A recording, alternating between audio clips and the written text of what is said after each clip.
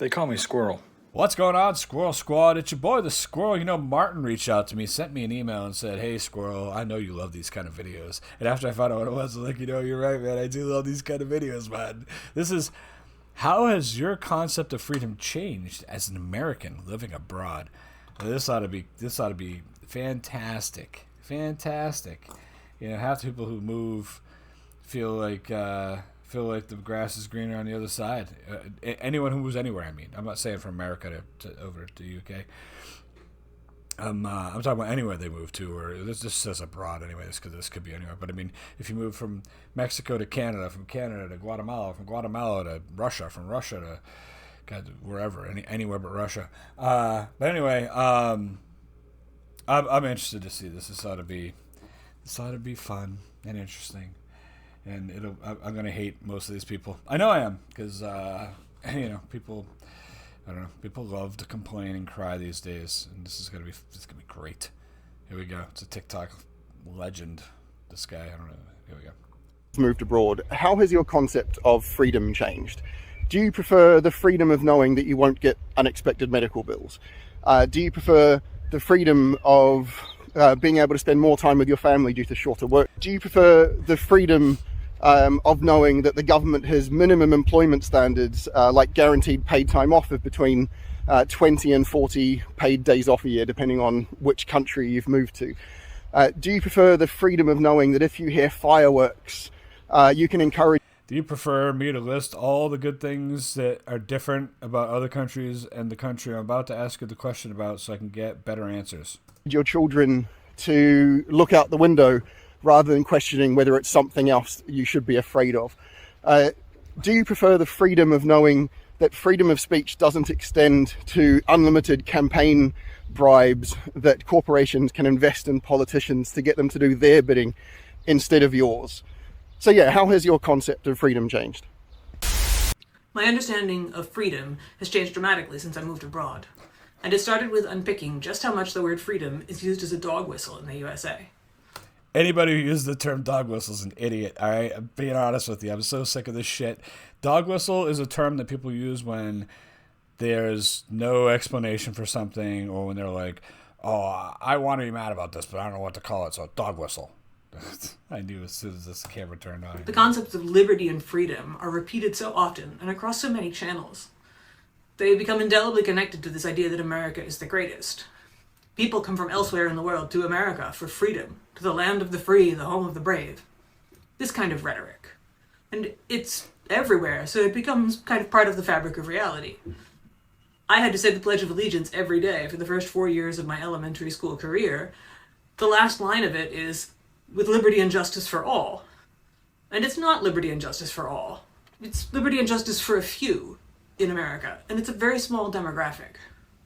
So my understanding of freedom changed when I started to unpack how much we are inundated with freedom propaganda in the USA. All right, before we listen to this this person here, I just wanted to say that person had a very skewed opinion before this even started, before they ever moved to any other country. So that's the whole thing I get about this. If you're going to find a bunch of woke people that were mad at America when they lived here, then what the hell is the point of it? Nothing has changed for that person who was just on the screen. Nothing has changed for that person since they moved. They felt that way when they lived here. It's so full of shit. By the way, yes, we do say the land of the free, the home of the brave. It's in our national anthem. If you look at national anthems from countries around the world, it's in almost every national anthem. Now, maybe not the home of the brave, but the freedom will die for our country. This is our land. The lyrics are pretty much. If you listen, I listen to a ton of national anthems. So many of them are so similar. It's crazy. But either way, I understand where that person's coming from. I think that liberty and justice does go for all citizens. Anyways, I know that. I know a lot of people, there's so many people just pouring into this country now. They're trying to control that. But, that's, look, dog whistle when it only pertains to a certain part of people, lady. All right, let's see what this person has. I spent like 16 months living in Europe. 4 when I was in undergrad and then a year in grad school. And even though I already had a sense of this before I went to live there, it really struck me that no matter where I needed to go, like across the city, across the country, or to a completely different country, I never really needed a car. Like, I can count on my fingers the number of times in 16 months that I needed to get a taxi, and I never needed to rent a car because public transit was just always so reliable. And there's a lot of freedom in that. And here we associate cars with freedom, but that freedom comes at a cost. And it's an even higher cost if you don't own a car. And you've probably experienced this if you've had to drop your car off for inspection or maintenance. Because while you're waiting to get your car back, you are stranded. You realize when you're on foot just how much of this country is built for cars. And that's a pretty warped sense of freedom. All right. I'm going to comment on each person, I guess. First of all, he had a really good point. That's a point that I didn't even think about. And I got to tell you how much, obviously I've lived here, but I can tell you how big of a difference it is. When Joey Edibles went over there for a week, he came back and was like, bro, you can get around anywhere easy. It's so easy. It's so awesome, Here, if you're outside of city limits, you're not getting a cab or anything. It's very, very tough. And yeah, he's right. You're paying excise tax. Your money gets taxed coming in. Then you pay an excise tax for using the roads, depending on what state you're in or whatever. You probably pay a state tax as well. They tax you on the gas. It's so crazy. It's ridiculous. It costs a lot of money to own your own car and go everywhere. And it'd be really nice if there was more public transportation available. So the freedom to travel, this guy was absolutely dead on with that. Good on you, man. That was a good one. Let's hear what this young lady has to say. There are a lot of different things I could say for this question, but one of the things that feels very relevant to everything going on in the States as far as the Supreme Court goes is how Ireland changes their constitution. Now, this isn't exactly freedom necessarily, and it wasn't something that I was able to actively participate in because I don't have my citizenship yet. But I've been here for 2 referendums, the same-sex marriage referendum as well as the repeal the 8th referendum. For both of these important issues, a citizens' assembly was organized and done before the actual referendum took place, and the entire country voted to decide whether or not to allow same-sex marriages to happen based on the Constitution and whether there was a right to an abortion. Both of these passed. This type of direct democracy was incredibly refreshing to experience. You made so many. All right. I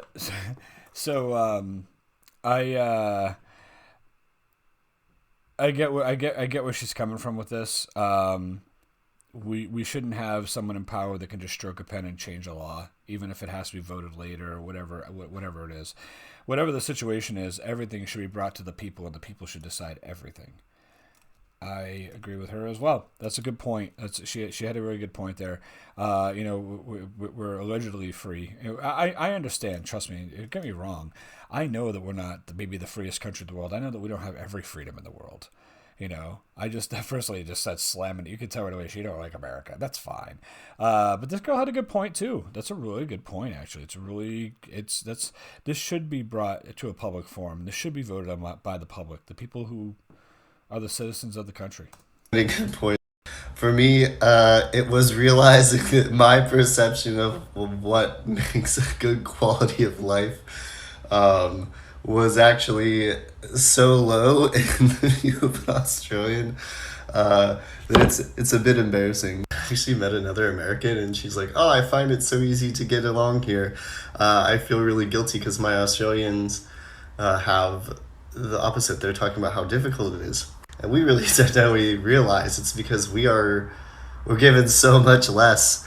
Imagine making $7.25 an hour and trying to live in a city that is expensive as what things are right now, particularly a city on the West Coast or East Coast in the States, or even at $10 an hour, try to get by on that. And so we're just happy that we can pay the bills on your minimum wage and it's not stressing us we're not in debt.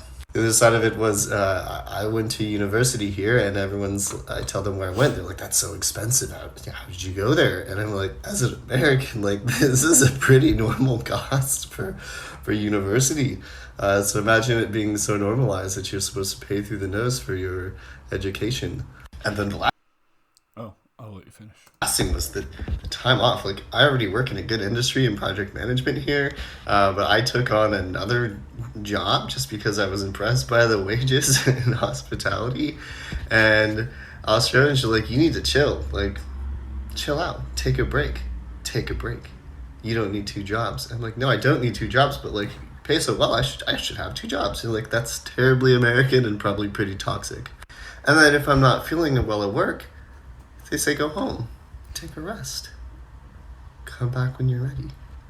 That is unheard of. My managers have always said, suck it up. Like, just do it. So they'll see me like, literally, I look like I've got a foot in the grave. And they'll just look at me and they'll tell me to go home and rest. It blows my mind. I'm like ready for them to fire me because I'm being a little bit less productive that day. Because I've seen that happen. I've had plenty of places in the States I've seen employees get fired because they weren't well and they weren't productive. And they just bring in someone else to fill that space to be exploited. So it's just insane to me. You're used to a higher quality and standard of living here in Australia. The lowest of your low is so high to me. I'm like impressed by it. I'm like, ooh, okay, let's do this. This is lavish. All right, let's look at this guy for a second. So, I don't know. First of all, he's talking about, you know, you can make minimum wage and actually live in the city. Like, nobody lives in the city who works in the city, I didn't think. I always thought you lived outside the city and everybody commuted to the city because it was too damn expensive to live in the city. And those are the people with the good jobs. So, yeah, of course you don't want to live minimum wage in the cities. It's crazy that you can do that over there. That's great. I didn't really... This guy and the girl before him, they were like... There was so many edits that they edited their stuff so much. It was crazy. Anyway, do you see all the jump edits? That girl was literally saying like 3 words, and then you can see her stop the video, and then it would start again. She'd say 4 more, and she'd stop it again. Like, wow, you wanted to make sure you really didn't say anything that was not on your agenda. Anyway, this guy, I don't know. You know, he was talking about, oh, you know, he's like, I was telling Australian people who went to college, and they're like, oh, you went to college there? Isn't that expensive? Like, oh, no, it's not compared to the States. And then he said, people are always complaining about how expensive it is. It was the Australians just saying that were complaining. Yes, people do complain over here, but that's if you go to some ridiculous college or whatever. And college is expensive over here. But you know what else is crazy about college over here? Is that most people that get a college degree, it doesn't mean shit anyways. And that's real. That's not bullshit. That's real. Start looking around the internet. You'll see plenty of people who graduated with college degrees and they're complaining like, I can't do anything with this now, or I'm not making any money. I can't even pay my loans back. That's the problem. You know, the problem is that these student loans and school is too expensive, and then they take out these loans, and, you know, but, you know, you can go to a trade school and work, you know, and make $50 an hour, but nobody wants to do that. Oh no, everybody wants to sit behind a desk or work remote from home. Anyways, I'm glad this guy got a good education. I think it's great that Australia, you know, you can live in the city at minimum wage. I don't agree with it, honestly. To be honest with you, I think that there should be entry level jobs, and then you should move up from there. And if your entry level job is very high paying, then nobody above them is going to work much harder if they're not making any more money. And if they are making more money, then all your goods are going to go up. But whatever. I know there's 2 sides to every story. You know, I get it. All I'm saying is this. All right, I live in Massachusetts, where we did the big fight for 15. We've been $15 an hour here for years. Minimum wage is $15 an hour in Massachusetts. It's still $7, $8 in some parts of the country. We're 15. We are the second highest in the country, only to lunatic California. But I could tell you right now, my brother Matt, he ain't worth $15 an hour. And if you think that going and getting a job with a bunch of Matts, if, you know, you think $15 an hour for everybody's fair, then go get a $15 an hour job, and you know, or a minimum wage job, and start working it. You know, and then when you realize you're busting your ass for $15 an hour because everybody else is like, I'm making minimum wage. I ain't working that hard. It's minimum wage, but it's $15 an hour. You know, so it's tough. It's very tough. I'm going to leave this in the video because this is my opinion, but that's a tough one for me because my brother Matt's not worth minimum wage. He's worth minimum wage, but he ain't worth $15 an hour. And everyone's raising minimum wage so fast, you know. There's plenty of people that are on minimum wage that are worth $15 an hour. Plenty of them.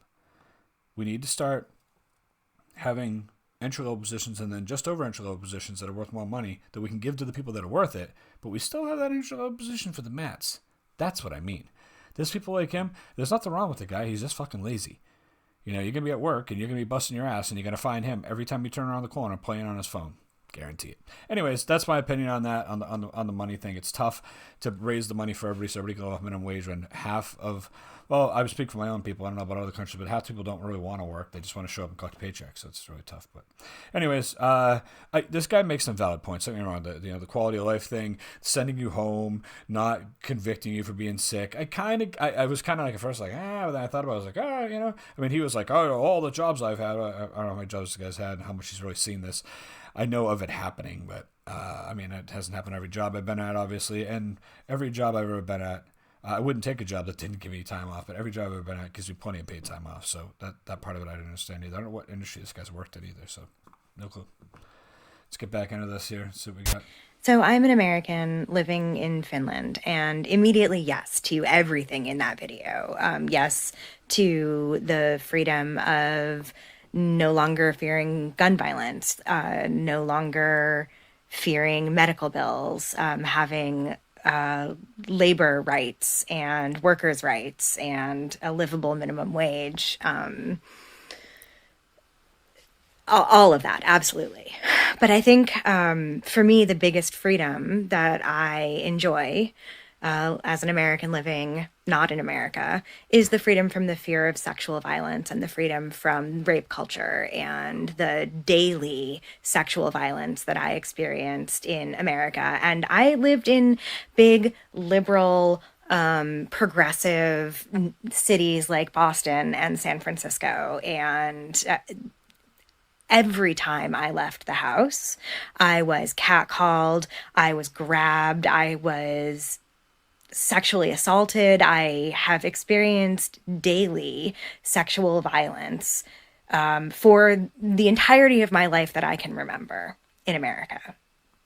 And when I moved to Finland, and for the first couple of months that I lived here, was living in Helsinki, and I never once felt afraid to walk in any part of the city at any time, day or night, wearing any amount of clothing, including in the summer when I was wearing shorts and a tank top. And I never once was sexualized or harassed or catcalled or made to feel like a sexual object. And I think that is a freedom that I didn't even imagine being possible. And that is the freedom that I am most grateful for having left America. All right, I'm going to be very quick with this. I'm not going to talk much about it because for a couple of reasons. One, first of all, I don't know what anybody's been through in life. I don't know what she considers to be sexual harassment or whatever. The words that this happened daily, every time, there was never a break, never. She got harassed sexually every day of her life. Seemed really excessive to me, but I don't know any different, so I'm not going to say she's lying. I don't know. And she lived in Boston, and she said liberal cities. I mean, that doesn't mean they're more sane, that's for sure. But it doesn't mean they're insane either. It doesn't make any difference whether liberal or conservative is what I mean. It doesn't make a difference what cities you live in. Liberals think it does, but it doesn't.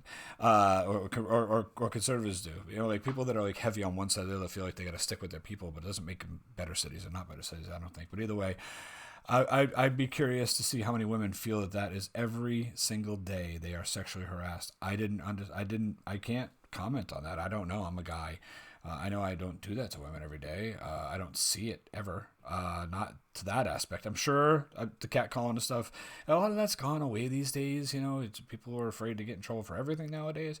All I'm saying is I've seen some people be inappropriate. I'm just saying, but straight up, all the time to everywhere, where it would happen to everybody when they left the house every day. Boy, that seemed a lot, and I hope that that's not. I hope that woman gets some help or whatever, and it seems like a lot. She seems like she's gone through a lot, and I feel bad for her for that. I really do. Any women that are from the United States, if you're watching this video, just chime in below. Let me know. Is it every day you feel like you're sexually harassed every day? That's crazy. I'm not saying it's not. I don't know. Let me introduce you to my medical box. What? As an international student on a student visa in the UK, I pay £470 as my immigration healthcare surcharge fee. That means over the course of the 6 years that I've lived here, I've paid a total of £2,820 for my healthcare. And that's it. There's been no prescription costs, there's been no emergency hospitalization costs, and I've had to use all of the healthcare a lot. I have endometriosis, I've been diagnosed as a celiac while I've been here, and I get food on prescription through the NHS because I can't have gluten. And not having to pay anything extra for my healthcare means that I've had freedom to do things like, I got a cat. That's where the video ends. Listen, let me tell you something. The last girl, she was awesome. What am I doing? I hit the wrong thing. I got a cat. She's right. I mean, we're definitely slaves to our healthcare system. Freedom in healthcare is something that none of us know what that's like over here. That's horrible. I'm sorry if I seem harsh on people, but like there's certain dog whistles or talking points that some people are just going to spew out.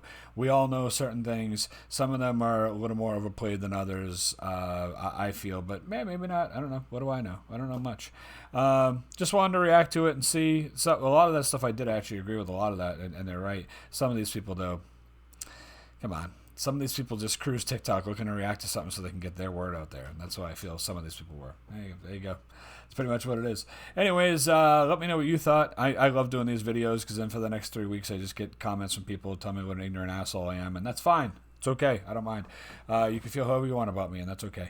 But I really do. I always get shitty comments.